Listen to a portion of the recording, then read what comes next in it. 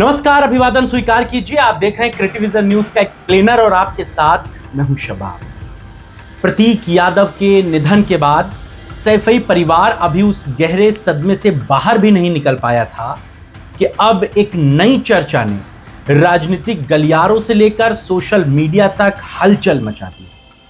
चर्चा करोड़ों की संपत्ति की, चर्चा कथित वसीयत की और सबसे ज्यादा चर्चा उस दावे की जिसमें कहा जा रहा है कि प्रतीक यादव ने अपनी पूरी संपत्ति अपनी दोनों बेटियों के नाम कर दी। लेकिन मामला सिर्फ यहीं तक सीमित नहीं है। सबसे बड़ा सवाल इस बात को लेकर उठ रहा है कि कथित वसीयत में उनकी पत्नी अपर्णा यादव का किसी भी संपत्ति में जिक्र नहीं किया गया है। यही बात सबसे बड़ी और गंभीर है। अब यह चर्चा सिर्फ एक परिवार की नहीं रह गई है, बल्कि राजनीति, रिश्तों और विरासत तक पहुंच चुकी है। आज हम आपको उसी वसीयत के बारे में बड़ी जानकारी देने जा रहे हैं। सूत्रों के हवाले से इस बात का दावा किया जा रहा है कि प्रतीक यादव ने लखनऊ की करीब 22 बीघा कृषि भूमि, इसके अलावा कई चल और अचल संपत्तियां अपनी दोनों बेटियों के नाम कर दी। बताया तो यह भी जा रहा है कि इस कथित वसीयत में एक खास शर्त भी रखी गई थी। दावे के मुताबिक दोनों बेटियों को संपत्ति का अधिकार तो होगा, लेकिन वो एक तय उम्र से पहले उसे बेच नहीं सकेंगी। कहा जा रहा है कि बड़ी बेटी को 27 साल की उम्र पूरी होने के बाद ही संपत्ति को पूरी तरह अपने हिसाब से इस्तेमाल करने या बेचने का अधिकार मिलेगा। यानी एक पिता ने सिर्फ संपत्ति नहीं छोड़ी, बल्कि अपनी बेटियों के भविष्य को भी सुरक्षित रखने की कोशिश की है। लेकिन इस पूरे मामले में सबसे ज्यादा चर्चा उस बात की हो रही है जिसने सोशल मीडिया और राजनीतिक गलियारों में एक नई बहस छेड़ दी, और वो है कथित वसीयत में अपर्णा यादव का नाम ना होना।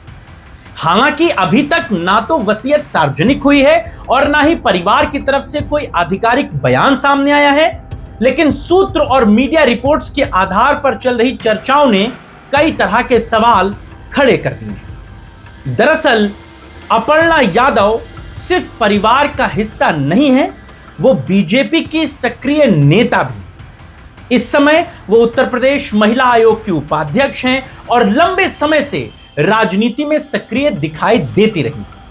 उधर प्रतीक यादव हमेशा राजनीति से दूरी बनाकर रखने वाले चेहरे माने जाते थे। वो सार्वजनिक राजनीति में कम नजर आए, लेकिन फिटनेस और रियल एस्टेट के कारोबार से वो जुड़े रहे। दोनों की जिंदगी के रास्ते बिल्कुल अलग अलग नजर आते थे, लेकिन परिवार की तस्वीरों में दोनों हमेशा साथ दिखते थे। हालांकि इसी साल की शुरुआत में दोनों के रिश्तों को लेकर मीडिया पर कई तरह की खबरें चली, कई तरह की चर्चाएं सामने आई। कुछ पोस्ट वायरल हुई थीं, कुछ अटकलें लगाई गई और कहा गया था कि दोनों के बीच मतभेद चल रहे हैं। हालांकि बाद में खुद प्रतीक यादव ने वीडियो जारी कर इस चर्चा को शांत किया और तमाम बातों को कहा। उन्होंने कहा था कि दोनों के बीच मामूली कहासुनी हुई थी, लेकिन अब सब कुछ सामान्य है। लेकिन अब उस कथित वसीयत की खबरें सामने आने के बाद लोग उन पुरानी चर्चाओं को फिर से जोड़कर देखने लगे। सोशल मीडिया पर इस पूरे मामले को लेकर तरह तरह की प्रतिक्रियाएं सामने आ रही हैं। कुछ लोग इसे पिता का अपनी बेटियों के लिए लिया गया संवेदनशील फैसला बता रहे हैं, तो कुछ लोग इसे परिवार के भीतर रिश्तों में आई दूरी से जोड़कर देख रहे हैं। कुछ लोग सवाल पूछ रहे हैं कि अगर वाकई ऐसा हुआ तो आखिर इसकी वजह क्या रही होगी। क्या यह सिर्फ बेटियों के भविष्य को सुरक्षित रखने का फैसला था, या फिर इसके पीछे कोई पारिवारिक परिस्थिति भी थी। लेकिन अभी इन सवालों के जवाब किसी के पास नहीं है, क्योंकि सच यही है कि फिलहाल पूरा मामला सिर्फ सूत्रों, चर्चाओं और मीडिया रिपोर्ट्स के आधार पर सामने आ रहा है। आधिकारिक तौर पर अभी तक कोई भी इस मामले में पुष्टि नहीं है। लेकिन यह बात आप समझिए कि इस पूरी कहानी का सबसे संवेदनशील पहलू यह है कि एक परिवार इस वक्त अपने सबसे कठिन दौर से गुजर रहा है। एक पत्नी ने पति खोया है, 2 बच्चियों ने पिता खोया है और परिवार ने अपना बेटा।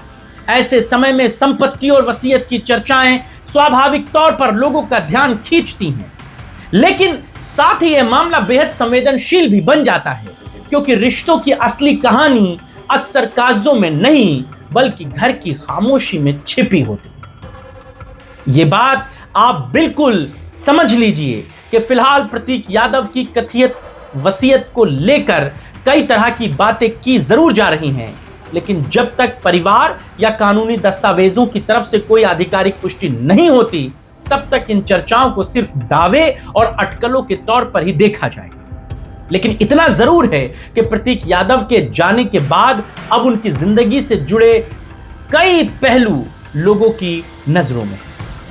फिलहाल अभी के लिए इस खबर में बस इतना ही। इजाजत दीजिए। नमस्कार।